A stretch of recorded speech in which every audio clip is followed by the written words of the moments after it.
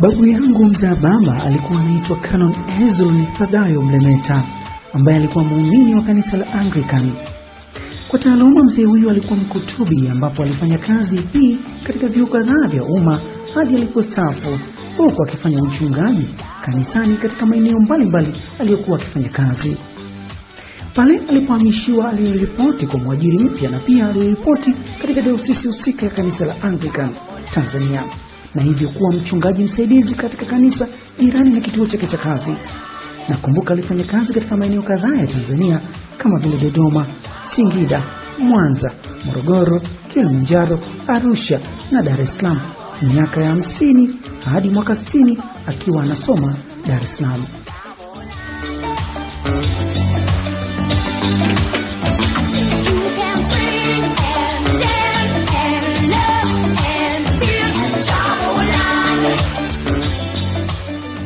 Nilipokuwa mdogo katika maktaba ya babu yangu, kwake alikuwa na vitabu na majarida mengi. Jarida mojawapo nililowahi kulisoma lilikuwa ni simulizi ya madhara ya kuukata mti mkubwa. Simulizi ilisema faida ya kuwepo kwa mti mkubwa ni nyingi, ikiwamo makazi ya viumbe hai wengine kama vile ndege, wadudu na wanyama kadhaa, na kama mti unaukata unaharibu mfumo wa maisha ya viumbe hivyo vyote kwa mpigo. Mti huo ukiukata, miti midogo kadhaa inakufa. Ikumbukwe kuwa mti mkubwa unatumika kufyonza carbon dioxide. Kwa hiyo unapoukata, nani atafanya kazi hiyo? Kuukata mti mkubwa kunaleta mmomonyoko wa ardhi na hata kuleta ukame na mvua isinyeshe tena katika eneo hili. Kuukata mti mkubwa kunapunguza hewa safi, na hata kuukata mti mkubwa kunaondoa kivuli, kunaondoa upatikanaji wa kuni na hata kuondoa mimea ambayo wakati mwingine ni dawa ya asili ya binadamu.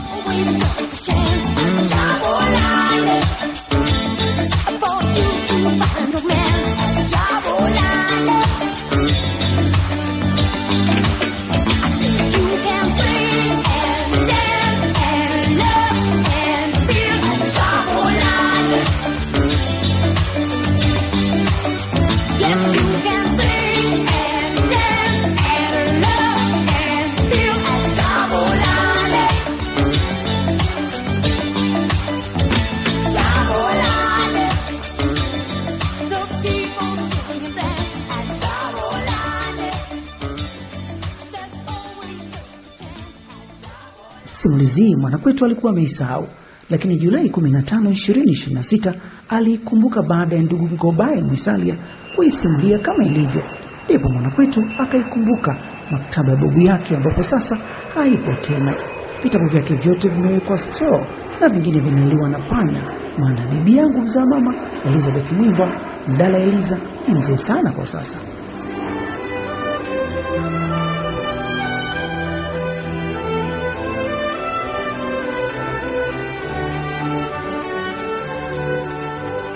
Mwanakwetu, Mwanakwetu.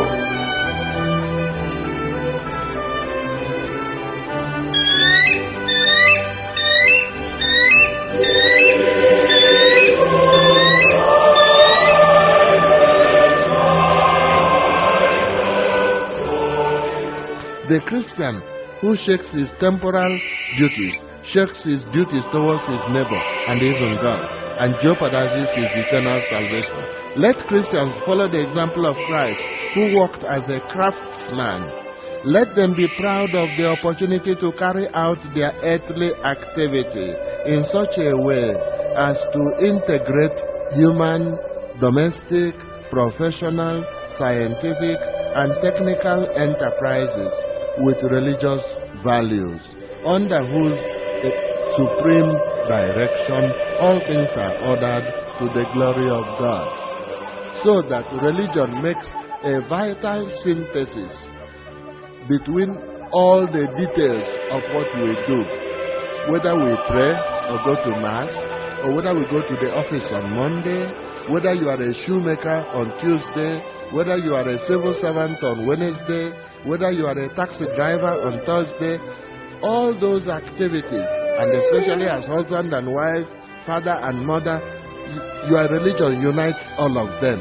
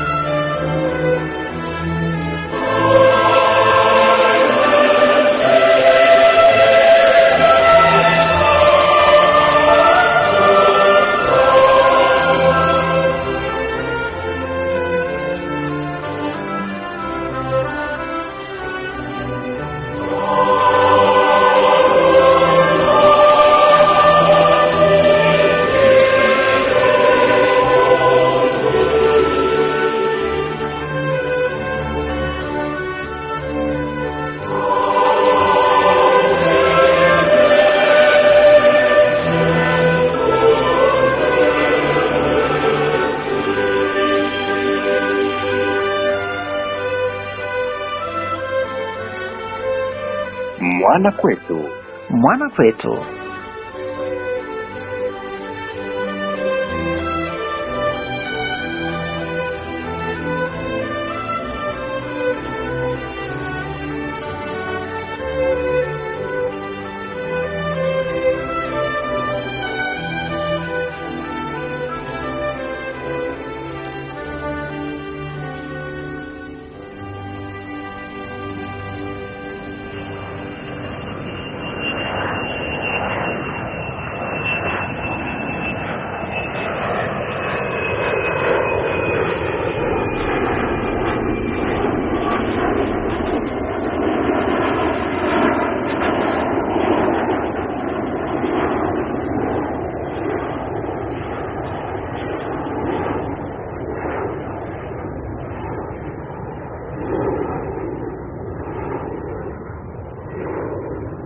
الله أكبر الله أكبر الله أكبر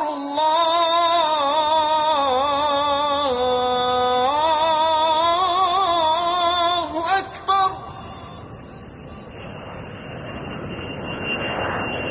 أشهد أن لا إله إلا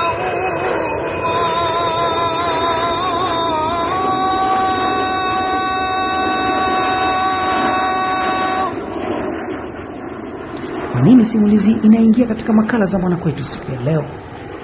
Katikati ya mwezi Julai mwaka 2026, Baraza la Waislamu Tanzania BAKWATA limetengua uteuzi wa Shehe wa mkoa wa Dar es Salaam, Sheikh Walid Al-Hadi Omar Kawambwa, kwa kile kinachodaiwa kukiuka misingi ya uongozi, huku kukiwa na kanda za video fupi kadhaa za dakika chache zinazoendelea kusambaa katika mitandao ya kijamii dhidi ya shutuma kwa Sheikh Walid Al-Hadi Omar Kawambwa. Unaona ndula tu zinashuka. Leo unakuja kokoko, kesho champali, kesho kuta unapiga Nike, wewe unapiga hivi mpaka mwisho unapiga Adidas ya Messi. Umeelewa? Ukiona unaomba kupitia vitu kama hivi na upewi, havikuwa kheri kwako. Mwenyezi Mungu yeye ukimuomba anakupa kila unachoomba, lakini anakupa kheri. Umeelewa vizuri? Unaomba keki tu, mimi sijawahi kula keki tangu nzaliwe. Ukitoka hapo kigeuka na kutana na kisheti ndio chako. Maana ungekula keki ungetuongopea, hii keki inatoka Unguja kumbe imetengenezwa hapo. Sifadhili sawa. Huko mama mlalamikaji akionekana akiyasoma maelezo yake juu ya malalamiko dhidi ya Sheikh Walid. Wenye kusema kwamba mimi namsingizia hii kadi ya mtoto imeandikwaje? Hii kadi ya mtoto imeandikwaje? Siwezi kumsingizia mzazi mwenzangu. Nampenda kwa sababu ni baba wa mtoto wangu. Makosa siku zote yanatokea, hata kwenye ndoa makosa yanatokea, ndio hivyo. Lakini changamoto iliyopo mimi kutishiwa kupotezwa. Kwa nini nipotezwe wakati mimi sina shida naye? Nilimfanya kitu gani ili anipoteze? Haya. Mara nyingi Waislamu wamekuwa na desturi kwamba wakiwa viongozi wakubwa wa dini hiyo huwa wanayadondosha majina ya ukoo na kutumia majina ya Kiarabu tu yale ya mwanzo. Labda wachache wanaweza kuyatumia majina yao ya ukoo, mathalan Sheikh Gologosi. Kwa hakika ukifuatilia video ya huyu mama anachodai ni matunzo na kibali cha kusafiria cha mwanawe, na inavyoonekana hakukuwa na ndoa, ambapo kama ungekuwa na ndoa sheria ya dini ya Kiislamu ziko bayana, na kama ingehitajika talaka dini husika inajieleza vizuri, na ndio maana suluhu ilikuwa ni mahakamani, maana kana kwamba hakukuwa na ndoa.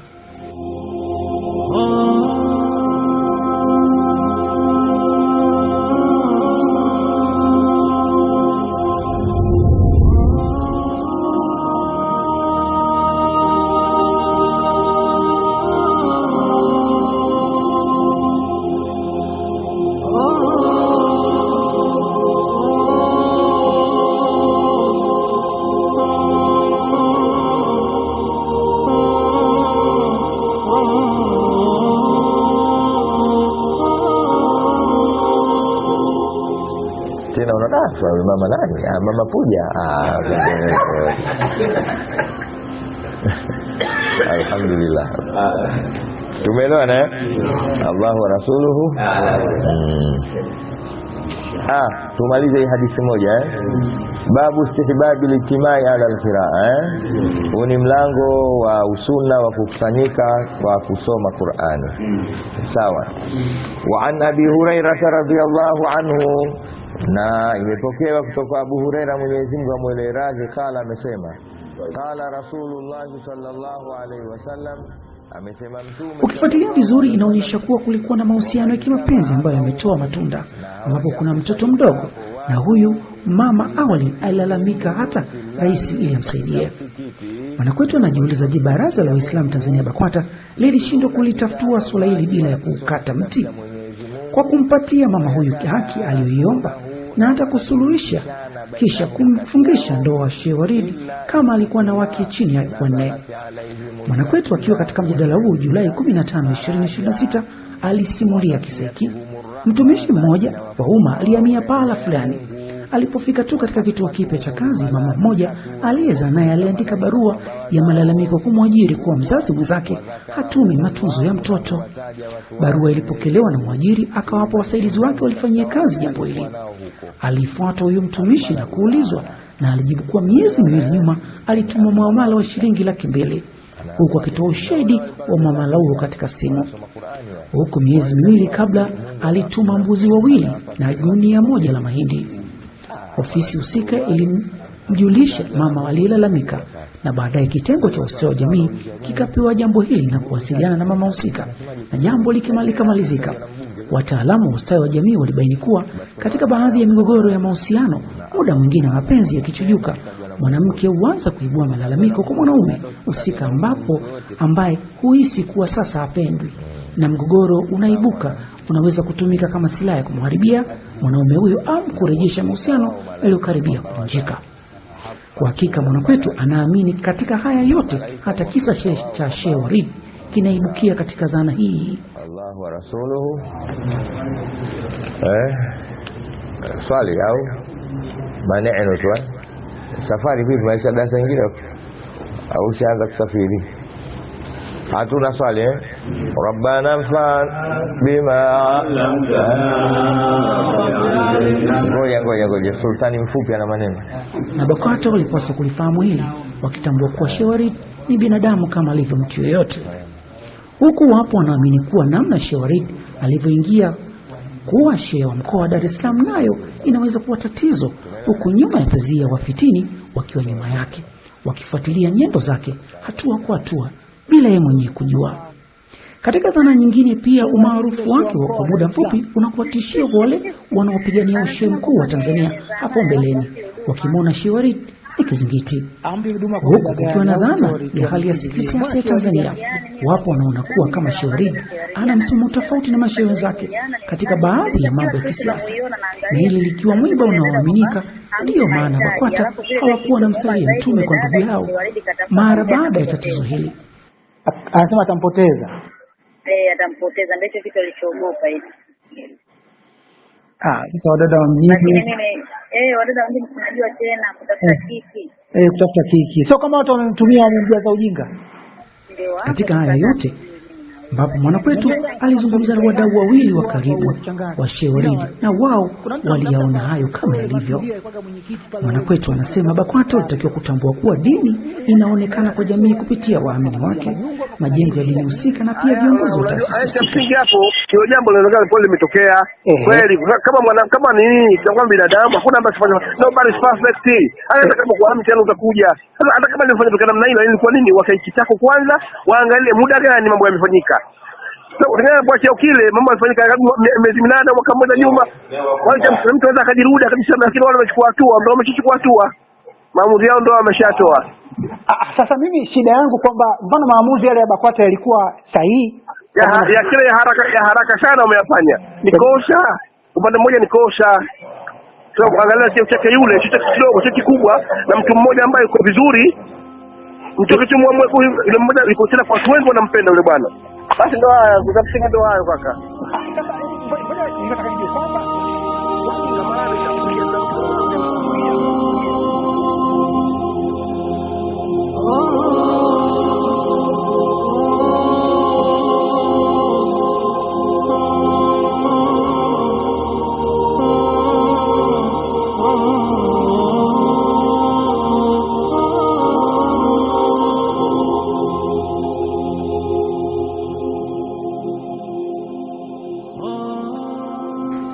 namna wanavyoitatua migogoro yao.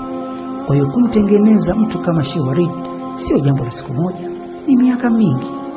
Kwa kumwondoa mtu kama huyu unaibua taharuki kubwa, ambapo kuiondoa taharuki ni mtihani mzito.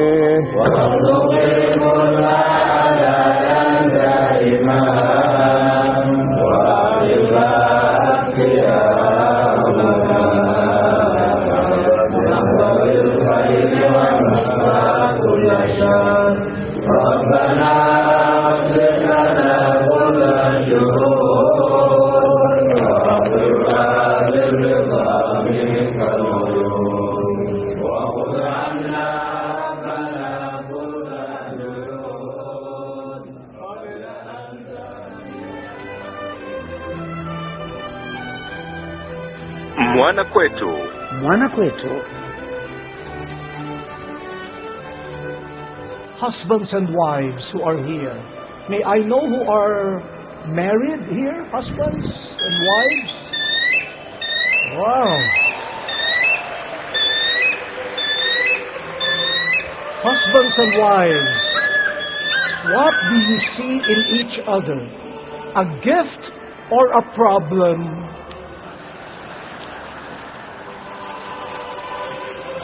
The answer is not clear. Then no wonder there is no mission between husband and wife. If you don't see them as gifts, then wow. Children. Are there children here? Yeah. I think all of us are children. Children, what do you see in your parents? A gift or an ATM card?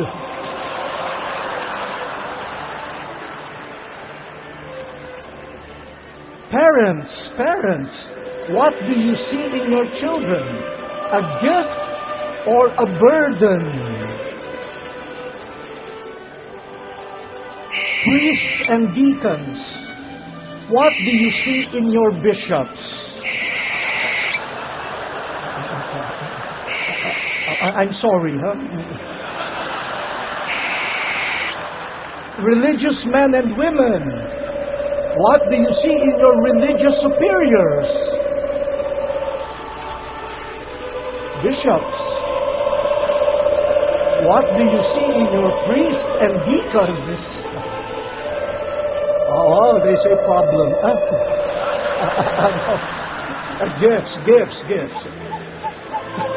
Friends, what do you see in a poor person, in a homeless person, in a sick person? What do you see in a person, in someone who differs from you? Like Jesus, let us give a gift of presence to each other. Go to church, go to Mass with the gift of your flesh, your singing voice, your sweat, your tears, your smiles. Jesus gives His flesh. Why can we not give Him and the community the gift of our fleshly presence? Mwanakwetu.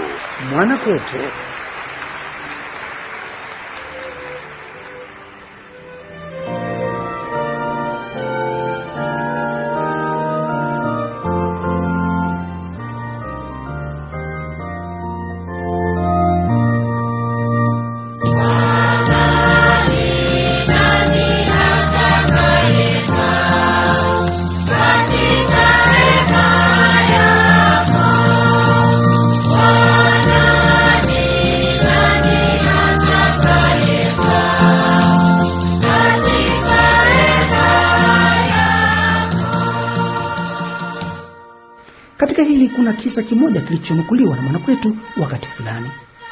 Kuna wakati jumuiya moja ya kanisa Katoliki ilikuwa imeandaa ibada ya misa ya jumuiya yao. Wakapanga bajeti vizuri, ikawa kama $200 za Kimarekani kwa ajili ya chakula, vinywaji, baada ya ibada pamoja na zawadi kwa paroko wao. Wakatafuta pesa, wanajumuiya wakachanga, wakapata $100. Pungufu $100, huku wakitarajia kupata nyingine kutoka kwa wadau mbalimbali wa parokia yao. Katika hekaheka hizo waliandika barua nyingi kupitia kwa viongozi wa walei kwenda kwa walei walioaminiwa wangechangia parokiani humo. Mmoja wapo walimpa mdau mmoja, huku wakiambatanisha na bajeti ya shughuli hiyo.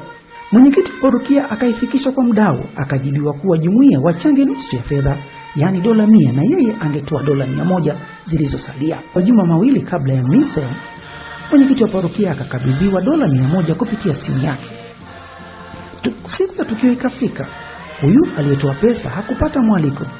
Jamaa akasema ili mradi ametoa mchango, hilo linatosha sana, amemchangia Bwana Yesu. Siku hiyo alipokuwa anapita jirani na parokia hiyo akitoka kununua mbuzi huku wakilia me, huku wanajumuiya wakijiandaa kuingia kanisani. Mama mmoja, katibu wa jumuiya, aliposikia sauti ya mbuzi me pale nje, akasema yule baba anayepita na mbuzi ni Mkatoliki mwenzetu, lakini si mtu mwema. Tumemwomba awe mgeni rasmi katika shughuli yetu, kakataa. Hata mchango wa soda sanduku moja kashindwa kutoa, mbona ananunua mbuzi? Mwanakwaya mmoja akasikia maneno haya na kuuliza, je, ni yupi? Akanyoshwa kidole, akasema yule pale, niachie nitafuatilia. Baada ya ibada akamfuata yule jamaa nyumbani. Alipoulizwa akasema kwa yeye ametoa $100, nusu ya bajeti yote, na pesa imetumwa kwa mwenyekiti wa parokia kupitia nambari yake ya simu ya mkononi. Hii hapa barua yao, akionyesha uthibitisho na nyaraka zile za kutuma fedha. Swala likafikishwa kwa katibu wa jumuiya, kisha kwa paroko. Mwenyekiti akaagizwa arejeshe fedha hizo mara moja. Baada ya mwezi 1.5 alirejesha.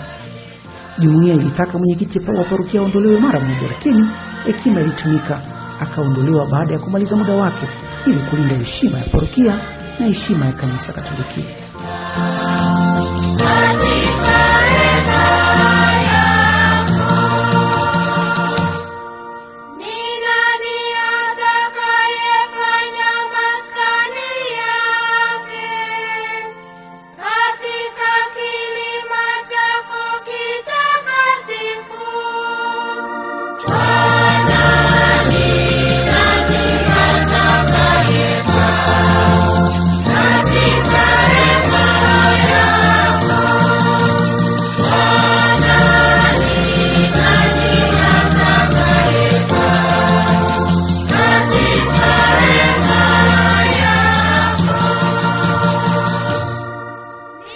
Mti mkubwa huwa hauangushwi. Katika kisa cha Baraza la Waislamu Tanzania, walipaswa kufahamu kuwa hawaongozi malaika kutoka mbinguni, bali binadamu wenye madhaifu mengi. Hapa BAKWATA imeukata mti mkubwa. Sasa vipi madhara yake? Msikilizaji wangu, unapaswa kufahamu kuwa makala haya inajadili kwa kina mgogoro wa ndani ya taasisi ya dini nyingine ya Uislamu, yani BAKWATA, na mtayarishaji wa makala haya ni Mkristo Mkatoliki. Ingawa makala hii inalenga kufanya uchambuzi, inaweza pia kutafsiriwa kwa namna mbili. Kwanza, kama kuingilia mambo ya dini nyingine, hasa pale ambapo mhusika si sehemu ya taasisi hiyo. Ni muhimu kufahamu kuwa makala haya hayakusudii kuingilia au kuamua masuala ya ndani ya taasisi yote ya dini, ikiwemo BAKWATA. Lengo lake kuu ni kutoa mtazamo wa kijamii na kimaadili juu ya dhana ya uongozi, migogoro na namna ya kushughulika nayo, changamoto zinazoweza kujitokeza katika jamii kwa ujumla. Pia inaweza kuonekana kama kutoa hukumu au hitimisho bila ya kuwa na taarifa zote kamili za ushahidi wa pande zote mbili zinazohusika. Hoja ya kwamba makala hii inatoa hukumu bila kuwa na taarifa zozote kamili inaweza kujibiwa kwa misingi kadhaa. Kwanza, makala hii haikusudii kutoa hukumu ya mwisho, yani final judgment, bali ni uchambuzi wa kijamii unaotumia taarifa zilizomo hadharani. Uchambuzi wa aina hii ni sehemu ya mijadala ya kijamii inayolenga kujenga uelewa na kuibua fikra, sio kutoa maamuzi ya kisheria au ya taasisi. Pili, mwandishi anatumia mfano wa simulizi kama ile ya mti mkubwa kuwasilisha hoja ya kimaadili, si kuthibitisha kosa au hatia ya mtu au taasisi. Hivyo uzito wa makala uko katika fundisho na tahadhari, si katika hukumu. 3, matukio yanayojadiliwa ni tayari yako katika eneo la umma kupitia vyombo vya habari na mitandao ya kijamii. Kwa hiyo kuyachambua si sawa na kuyabuni, bali ni kuyatafakari kwa mtazamo wa kijamii na kimaadili. 4, makala yenyewe inaonyesha kuwepo kwa uwezekano wa mitazamo tofauti kwa kutumia maneno kama vile inaonekana. Mwanakwetu anajiuliza na wapo wanaoamini, jambo linaloonyesha kuwa mwandishi hatoi hitimisho ya moja kwa moja, bali anafungua mjadala. 5, haki ya kutoa maoni ni sehemu ya uhuru wa kujieleza, mradi tu maoni haya hayalengi kuchochea chuki au kuvuruga amani. Makala hii inalenga kujenga hoja na kuhimiza tafakari, si kushambulia. 6, hawa kina Sheikh Waridi tunazaliwa nao, tunakuwa nao, tunacheza nao mipira walipokuwa wadogo, tunasoma nao na tunazikana nao punde tukifiwa. Hawa ni ndugu zetu. Hapa inajadiliwa changamoto ya ndugu yetu. Kwa msingi huo, makala inaweza kutazama kama mchango wa mawazo katika mjadala mpana wa kijamii, badala ya hukumu isiyo na ushahidi kamili.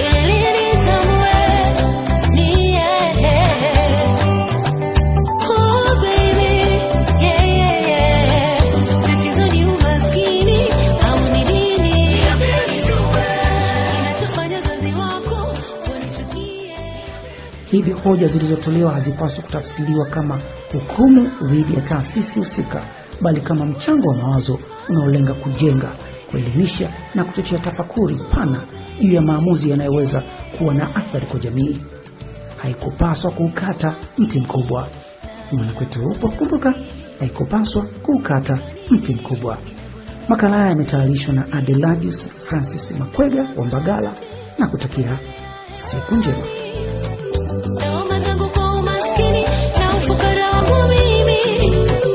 Wazazi hawanitaki, hawanithamini.